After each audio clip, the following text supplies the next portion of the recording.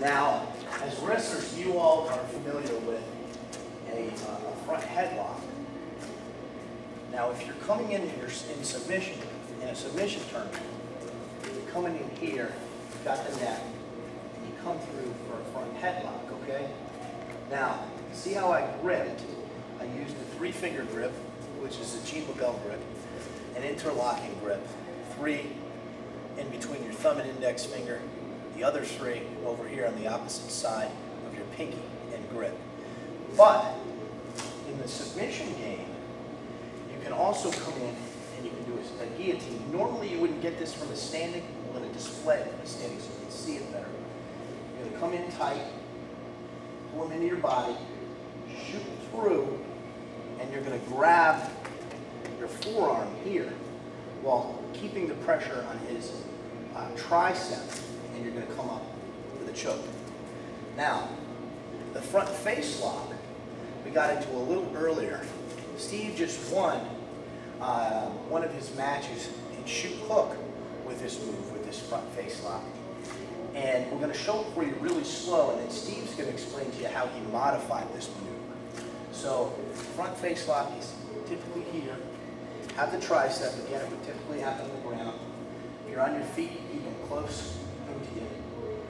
You take your fist, shoot across by his ear, shoot all the way across, grab here, again, tighten to your body, and then pull him away for the tap.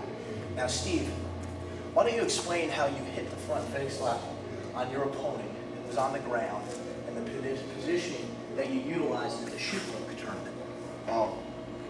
Basically what happened was the kid shot in on me, and I caught him in your traditional amateur wrestling front headlock. You get on your base. I caught him here, and of course in submission wrestling you no longer need to have an arm and the head. So I took my grip to his neck, I slowed him down, he was fighting, I grabbed my elbow, he was on my elbow, I slipped my elbow out, and I originally came across his neck, having the back of the tricep, but he slid back just a hair, and I ended up catching his chin. What he did in reaction was try to hip heist out to, it would be your right, Matt. He tried to hip heist out to hit, hit your hip. He hit his hip, and as you see right here, Matt's face, underneath, he pretty much created his own problem when he cut. And it was just a matter of putting him down. Feel it right back here, too. Yeah. So in addition to getting the pressure where it typically is here, by him moving in and doing that hip heist, it actually put pressure back here, too. And as you saw, Matt originally came across onto his forearm. When he said I modified it, I came across to my bicep, which some people can do and some people can't. It actually made it a lot tighter. And it was a lot tighter, and I iced the kid probably 3 seconds after I had the lock. And he made a really loud, scary gurgling sound too. Which we're not going to imitate. Oh!